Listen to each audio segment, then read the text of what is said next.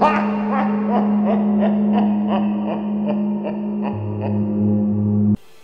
and welcome back. I'm Wrathful Shadows and this is my Guild Wars 2 video that I've been promising for a while. As you can see, I've played a bit already. Got up to level 13 with a Norn Thief, and I've played around with the other races as well, and other professions like the Guardian and Elementalist. I've also earned my way towards some account medals, which are account-wide achievements. So first I'm going to start with the options menu, as I've been told that this is a good place to begin. So when you first open the options menu, you'll notice that there is an FPS counter down here. This is a brilliant idea as the menus are quite animated. In the general options you get language, interface, camera and combat/movement settings. The rotation in the camera, you've got rotation speed and position, which are really good features to have. Down in the graphics section of the menu, got resolutions as usual, refresh rates, frame limiting. I've settled mine to unlimited. This is a really good feature to have, and the tooltip says that it can conserve power and reduce heat, so it would be good for laptops, say. Interface size seems big enough already. Then you've got preset settings, 3 typical ones: auto detect, best appearance and performance. Mine's a custom one. High pretty much everything except for textures. I have vertical sync disabled because of the low frame rates, which I do get. So a pretty nice, well-rounded graphical menu. Then in the sound, it's got typical MMO sound settings, sound quality, music interval, mixing buffer size, master volumes, so everything is set down quite low. VoIP ducking is a brilliant option. So when you're talking over voice over internet protocol, it will reduce the sound while you're talking. It is a brilliant option, which is a shame it doesn't work with Fraps. But then Fraps, I'm afraid, I would suppose, is not VoIP. And control options, which is fully rebindable keys, as you would expect for an MMO. So I'm going to jump straight in and create a new character. So you got 5 choices: the war-loving Char, which are tiger people; the normal human racer; the Norn, hunters, kind of like Vikings, human in appearance but bigger; the Azora, who are small gnome, elfy like race, are the inventors of the Guild Wars 2 universe; and the Silvari, who are tree-like humanoid people, who are actually born from a tree in the lore. I think I'm going to go for an Azora, as I kind of like the short little things. So if I go to next, you got the female-male selection screen as usual. Now, the professions, you've got 8 choices. The Elementalist, which is your standard mage archetype, but instead of just fire, water and arcane, like most MMOs, mages in Guild Wars 2 have water, earth, air and fire, unlocked in stages between levels 1 and 10. Typical warrior archetype, smashy types, heavy armor, standard really. The Guardian, which is like the warrior, but differs in the fact that this class specializes in buffing allies. The Engineer, which is all classes can either be melee or ranged. I'll go into weapon skills later. This is the engineer, which are techies, usually with rifles and long-ranged gunpowder weaponry. The ranger, which is your typical hunter class, has a pet, starts off with ranged weaponry and abilities. The necromancer, which is a lot like a mage or an elementalist, but differs in the fact that it's usually dark magic and undead pets. Like the hunter, it's kind of like the hunter and the elementalist, rolled into one evil, dark, zombie-loving package. The thief, which is the standard rogue. And a weird one that I've only ever seen in Guildwars 1 and 2, and that's the mesmer, which specialises in illusions and moving quickly. They're really horrible to fight in PvP, as you never really know where they are. You could be smashing what you think is them, and then have the illusion shatter in your face, and you find out, oh, it wasn't them at all. And then they come up behind you and usually stab you. So, I'm gonna go with an Azura Elementalist, as I've always been a fan of magic. Click next, go into the select appearance screen. This is very in-depth. You can select your height, which I'm gonna put mine right in the middle, all the way down to physique. I'm gonna have a kind of normal build, bit of a beer belly, normal build on the Azura. There we go. That'll do. Skin markings, which is changes to fur or all other. It's racial, so it changes. Won't always be called skin markings. So you can change how your Azura looks. So I'm gonna. There we go. Now you can see it better. Oh, that looked pretty cool. I'll keep mine to that. Now the head options. You can have no hair, just pretty much hair here. And then faces and skin colour, and then ears. You can tell that Azoran ears are pretty, they're one of their main features. So I'm just going to choose a hairstyle out of these.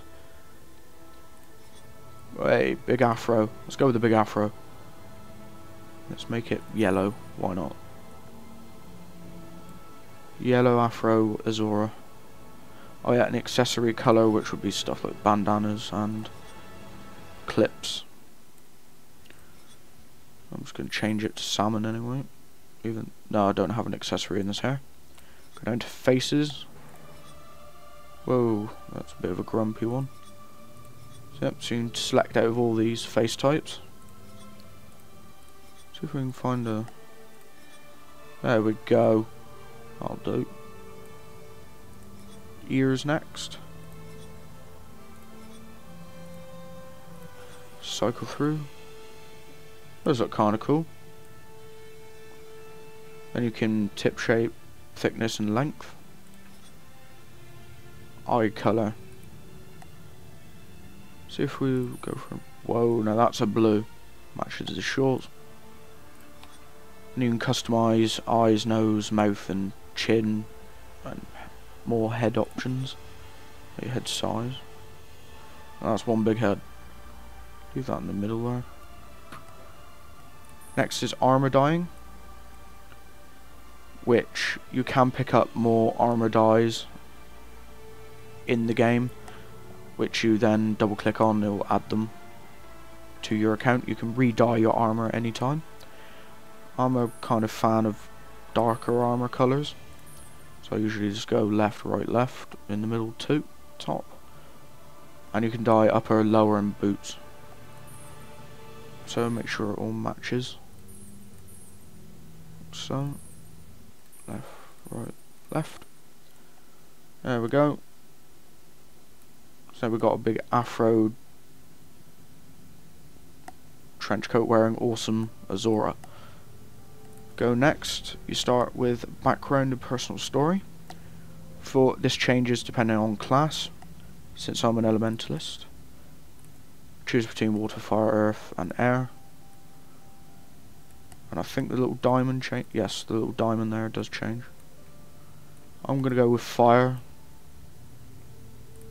Click next. I use my ferocity to overcome trouble.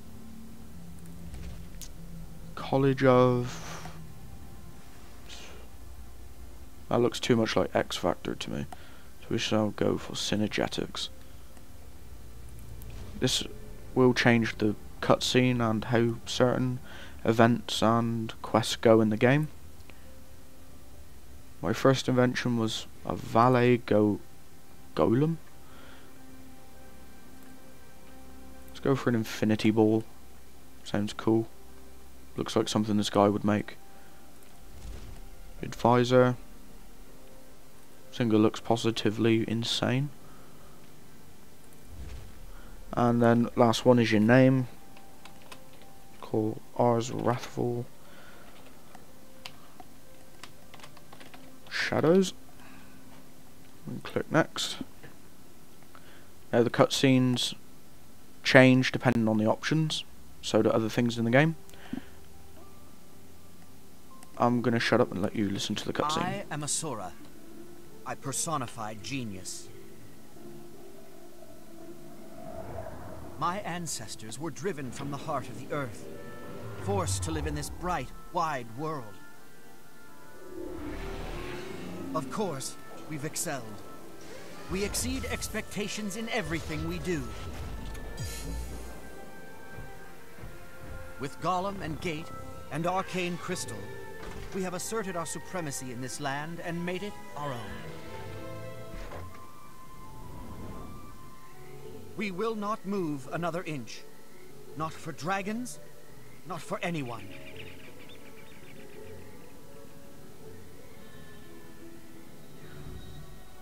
By studying the eternal alchemy, we can see that all things are connected. I am a scholar of interconnectivity and relationships. I belong to the College of Synergetics. Synergetics crews delve into the nature of fundamental coherence that many overlook and few exploit.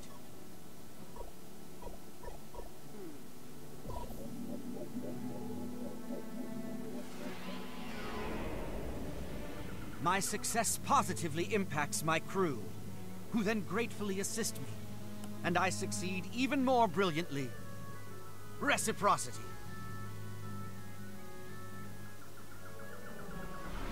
I've just been informed that defective golems, not mine of course, are causing havoc out in the jungle. Whatever the imbeciles outside the city have broken, I'll fix, and make my name doing so. In time, I will map the fabric of connectivity that weaves us all together.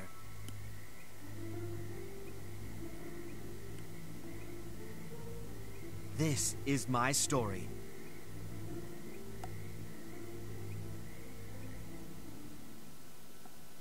Alright then. So that's the Azora. So now it will dump you into a starting area, which I think is removed from the actual server. So all new guys start here. There's usually a few quests like this, and then a boss fight at the end. You there, get over here and fix this. These diamonds quest objective trackers. Right, so move on. Kill this bat 9929. As you can see, I've got fire and water unlocked now. I believe that one's air and that one's earth. So run through here and start killing. These golems almost never malfunction. I'll shut up and let you listen. It's pure chaos out here. Unacceptable. What's going on? Just what it looks like. These golems have gone mad.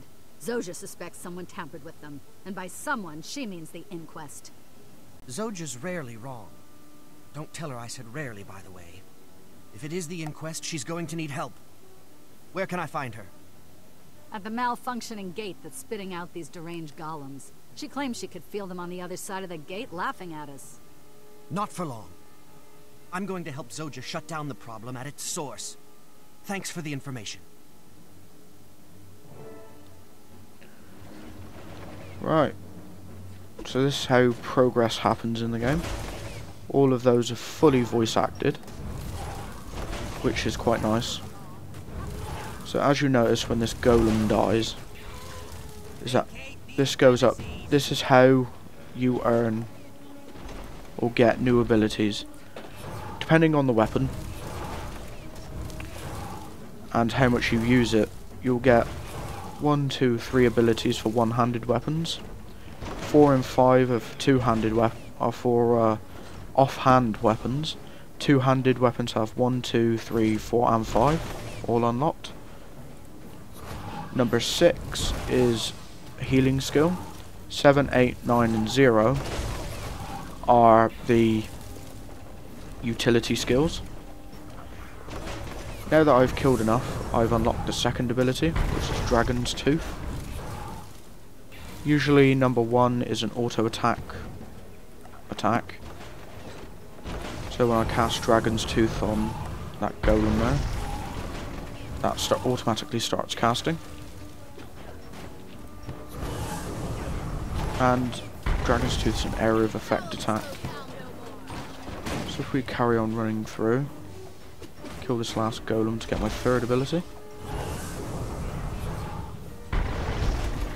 which missed and failed horribly. There we go. Die, evil golem thing. Foul this locale no more. Azora sound all smart, they really do.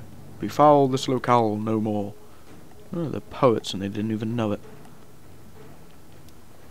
So, to progress, just go to the green diamond on your map.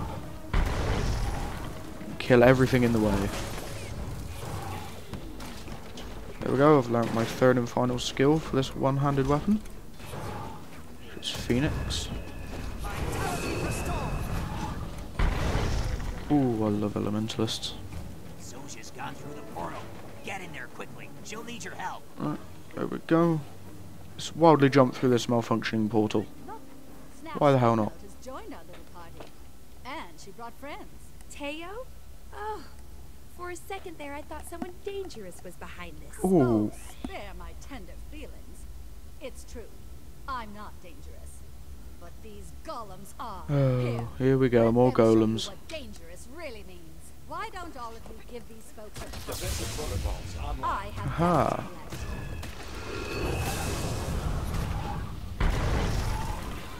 There we go. Both dead.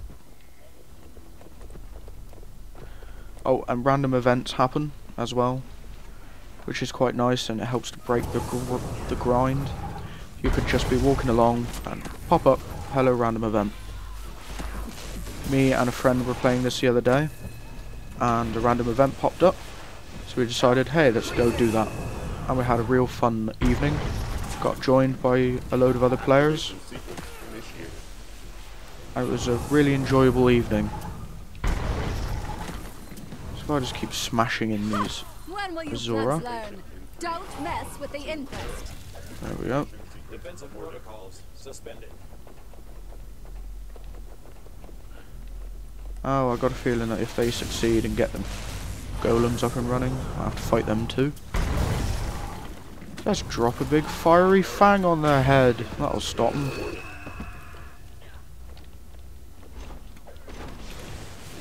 You can also dodge in this game, which is quite nice. You don't stand around and take hits for no reason. In this game there are no healers. Everybody can heal themselves. Some abilities do heal your party members, but they're not direct healing. It's usually a secondary effect that happens. Everybody has a healing skill on 6. You won? Did that Oh, here we go, another quest. Oh, that don't look good. Looks like the guest of honor has arrived. Let's take it down. That really does not look nice. Not look good for my health. Right.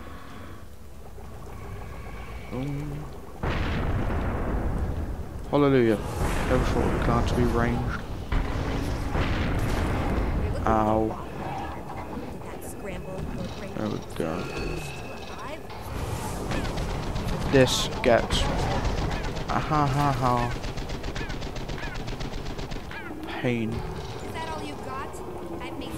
This does get harder and easier depending on how many players are here.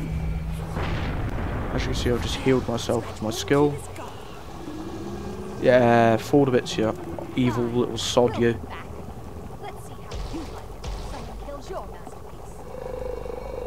I don't think she's upset. Right, now we're loading into Metrica Province. To progress in this game, you do the little hearts. I think there's a cutscene. Yep, here comes a cutscene. Hey, it's you again. I see you survived with your epidermis intact. Of course. It takes more than a giant rampaging Inquest golem to get the better of me. Modest, too. Well, you've earned a dash of praise, if you ask me. The crews around the city would kill for the assistance of an inventor with your talents. You should ask around. Make yourself invaluable. Not a bad idea. Thanks. Alright, there we go. Now I should get some rewards. Go for a dagger, a focus, and I get a bag. I'm gonna go for the dagger. That went smoothly enough. Right, I've also leveled up. All the way up to level 3. Oh no, just level 2. Right, inventory is the bag icon. To equip a bag is drag over to the side. To quickly swap out weapons, go to your hero screen. And I can put the dagger in offhand, which now gives me 4 and 5 skills. Armor also appears here. You can choose whether to hide or unhide your helmet. I've got a flame eye.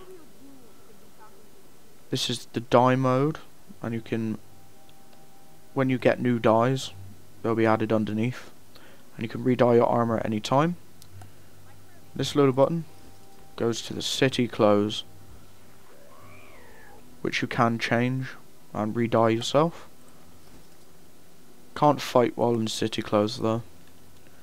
If I go forward and continue on, there are no quests in this game. Welcome to Metrica Province. You'll Apart find from private laboratories all your personal over where quest. our crews work on dangerous research, and we pay the price for Oh, excellence. Labs be need quiet to be while this guy carefully speaks. maintained, but I'm sure that's not news to you.